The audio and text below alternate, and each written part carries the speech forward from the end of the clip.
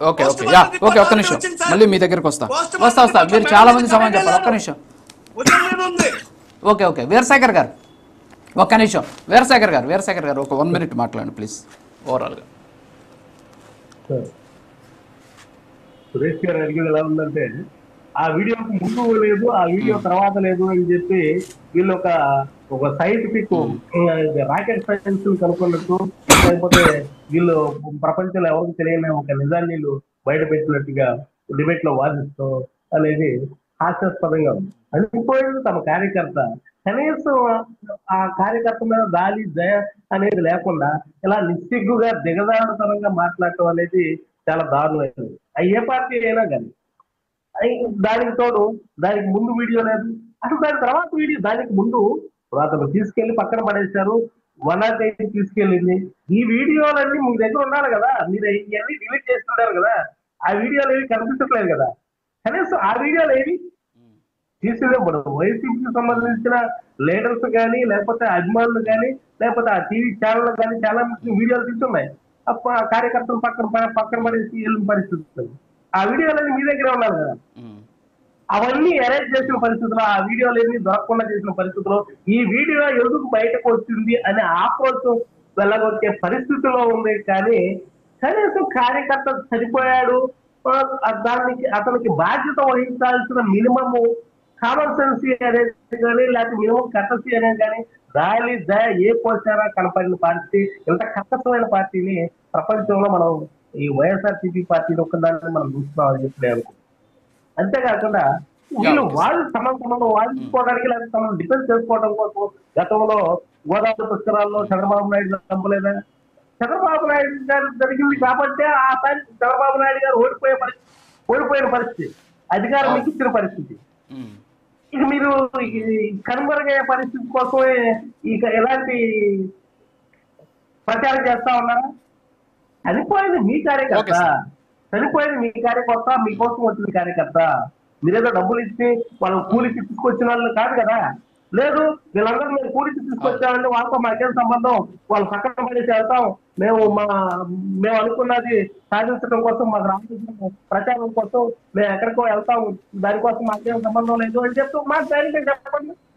అంతేగాని ఇలా నిశ్చితంగా దిగజారుతనంగా మాట్లాడటం అనేది చాలా దారుణమైన విషయం. అది ఏ రాజకీయ పార్టీ అయినా, టీడీపీ అయినా కానివ్వండి, వైఎస్ఆర్సీపీ కానివ్వండి, కాంగ్రెస్, ఇట్లా ఉన్న పార్టీలు ఏ పార్టీలు అయినా కానివ్వండి, ఏదో దారుణంగా ఒక కార్యకర్త ముఖ్యకి బాధ్యత వహించలేకపోవటం, తన మీద మేము చేసింది కరెక్టే, మాకు సెక్యూరిటీ కల్పించలేదు కాబట్టి ఇలాంటి కార్యక్రమాలు ముందు కూడా జరుగుతాయని హెచ్చరించినట్లుగా మాట్లాడటం అనేది చాలా దిగజారు రాజకీయాలకు అని చెప్పి చెప్పుకోవచ్చు. దీని మీద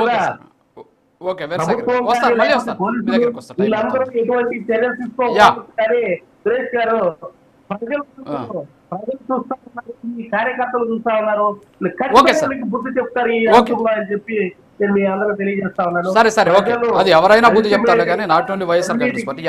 ఓకే సార్, ఓకే. ప్రభుత్వం, పోలీస్ స్టేషన్లు, కోర్టులు కాదు, ప్రజలు అంతిమ తీర్పిస్తారు.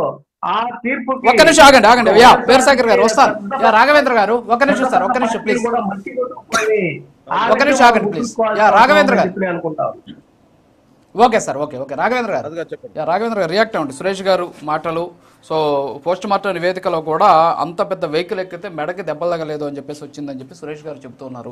మరి ఏంటి మరి మీరు ఈ టెక్నాలజీ అంటున్నారు, ఆ వీడియో కరెక్ట్ అని మీరు అంటున్నారు, అసలు వీడియో కరెక్ట్ కాదు, అది తేల్చాలి అని చెప్పేసి వాళ్ళు అడుగుతున్నారు. తర్వాత వచ్చేసి పోస్ట్ మార్టం నివేదికలో కూడా అసలు మెడ మీద గాయం లేనట్టు వచ్చిందని వాళ్ళు చెప్తూ ఉన్నటువంటి పరిస్థితి. మరి ఎందుకు, ఎక్కడ మ్యానిపులేషన్ జరిగింది? మరి అది కరెక్ట్ వీడియో కాకపోతే కరెక్ట్ వీడియో ఏదో ఆయన బయట పెట్టానండి. అసలు సింగయ్య ఎందుకు పడిపోయాడు అది బయట పెట్టమనండి. కొంచెమైనా బుద్ధి జ్ఞానం ఉండాలా వీళ్ళకి. అసలు ఇప్పటికీ కూడా అసలు జన సంచారం మీద, ప్రజల మీద, వాళ్ళ యొక్క భద్రత మీద కొంచెం కూడా వీళ్ళకి నిస్సిగ్గుగా మాట్లాడుతూ ఉంటే చూస్తూ ఉంటే అసలు వాళ్ళు ఏంటంటే గుడ్డగాల్చి మొహానేసిపోయే రకంగా తయారైపోయారు. ఏంటంటే ఏ నోటికి ఏది వస్తే అది మాట్లాడడం. తర్వాత మీరు అన్నట్టు ఏంటంటే వాళ్ళు సోషల్ మీడియాలో ఒక క్లిప్ కట్ చేస్తారు. యాంకర్ని భయపెట్టిన పలానా ఎల్లయ్య, యాంకర్ని బెంబేలు తెచ్చిన పుల్లయ్య, నేను చూసా అండి. మరి దారుణంగా తయారైపోయారు. ప్రజలకి నిజాలు చెప్పండి రా బాబు, లేకపోతే ప్రభుత్వం ఏదైనా మార్చుకోవాలో వాటి గురించి మాట్లాడమంటే ఎంతసేపటికి మేము తోపులం తురుములం మా నాయకుడు హీరో రప్ప ఏ మాటలతో 19లో ఏదైతే మీరు 151 నుంచి అధికారంలోకి వచ్చారు, ఈరోజు 11 సీటుకు పడిపోయినా కానీ వాళ్ళకి ఇంకా నిస్సిగ్గుగా సిగ్గు లేకుండా ఇంకా ఒకటికి పడిపోవడానికి సిద్ధపడ్డారండి. నేను ఒకటే మాట్లాడుతా ఉన్నా, ఈరోజు నిన్న జగన్మోహన్ రెడ్డి గారిని అరెస్ట్ చేయలేదు.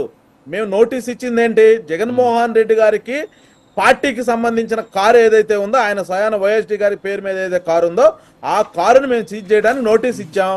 దాని మీద ఈరోజు ఫారెన్సిక్ జరుగుతుంది, దానికి సంబంధించిన డీటెయిల్స్ అన్ని బయటకు వస్తాయి. మళ్ళీ జగన్మోహన్ రెడ్డి గారు చేశారా, ఇంకొకరు చేశారా, ఆయన ఖచ్చితంగా బాధ్యత వహించాల్సిన అవసరం ఉంది. మేము ఇక్కడ మాట్లాడేది ఏంటంటే, ఇటువంటి ఇన్సిడెంట్స్ జరిగాయి, జరగకూడని ఇష్యూ జరిగింది. జరిగిన తర్వాత మీరు ఒక బాధ్యత గల ఒక రాష్ట్ర పార్టీ అధ్యక్షుడిగా, మాజీ ముఖ్యమంత్రిగా, ఒక కాన్స్టిట్యున్సీకి సంబంధించినటువంటి ఎమ్మెల్యేగా మీ యాక్షన్ ఏంటి, మీ రియాక్షన్ ఏంటి? కనీసము తాడేపల్లి నుంచి గుంటూరు ఎంత దూరం? సరే, సత్తెనపల్లి నుంచి వెళ్ళేటప్పుడు మధ్యలోనే గుంటూరు ఉంది కదా, కనీసం ఆ కుటుంబాన్ని పరామర్శించే బాధ్యత మీరు ఎందుకు తీసుకోలేకపోయారు? మీరు నైతిక బాధ్యతల గురించి, నైతిక హక్కుల గురించి, ప్రజాస్వామ్యం గురించి, రాజ్యాంగం గురించి మాట్లాడుతుంటే దెయ్యాలు వేదాలు వల్లిస్తున్నట్టుంది. ఈరోజు మేము ఒకటే చెప్తా ఉన్నాం, ఎవరెవరైతే ఈ కేసుకు సంబంధించి ఆయన ఒకటే ఏమన్నాడు, ఈయనకి ఇప్పుడే సమాధానాలు చెప్పాడంట. కోర్టుకు చెప్పరు, ఇల్లు ఇప్పుడే చెప్పాలి అని చెప్పు. కోర్టుకు చెప్పరా, నీకు చెప్పారా? ఎస్పీ గారు మాట్లాడారు. ఎస్పీ గారు ఆ రోజు ఎవిడెన్స్ బేస్ చేసుకొని, ఆ రోజు ఏదైతే ఎవిడెన్స్ ఉందో దాన్ని బేస్ చేసుకొని మీడియాకి ఇంటిమేషన్ ఇచ్చారు. తర్వాత ప్రూఫ్స్ ఒక్కోటి వస్తూ ఉంటాయి. వచ్చిన ప్రూఫ్స్ బేస్ చేసుకొని దాని ప్రకారం మాట్లాడతారు.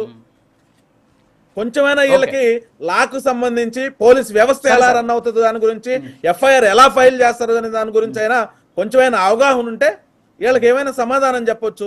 వీళ్ళకి ఏదో వాళ్ళ ఆఫీస్ అవే మాట్లాడాలి. అధికారి కాదు ఇక్కడ ఒకట్లే రాఘవేంద్ర గారు, ఒకటి ఇక్కడ మనం గుర్తుపెట్టుకోవాల్సిన విషయం ఏంటి అంటే, ఓకే మీరు చెప్పిన ఎఫ్ఐఆర్లు, ఫస్ట్ ఇన్ఫర్మేషన్ ఇవన్నీ కూడా పక్కన పెడితే, ఒక ఎస్పీ స్థాయి అధికారి బయటకు వచ్చేసి, అంటే అది చిన్న ఇష్యూ కాదు కదా, ఒక ఎస్పీ స్థాయి బయటకు వచ్చేసి ఏదో వెహికల్ నెంబర్ కూడా ఆయన అనౌన్స్ చేసేసినటువంటి పరిస్థితి. ఖచ్చితంగా దాని మీద అలా చేయడం అనేది నిజంగా ఎవరు కూడా అంగీకరించాల్సిన విషయం కాదు.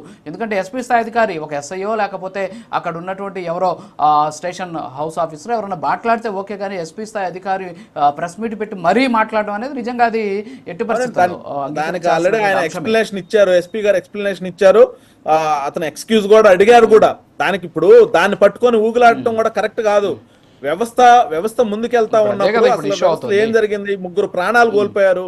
ఆ ముగ్గురు కూడా ఇద్దరు మీ పార్టీ కార్యకర్తలు, ఒక సామాన్య ప్రజానికానికి సంబంధించిన వ్యక్తి. వాళ్ళకి మీ సైడ్ నుంచి ఏం భరోసా ఇస్తున్నారు? మిమ్మల్ని నమ్ముకుంటే మీరు చేసేది ఇదా? కనీసం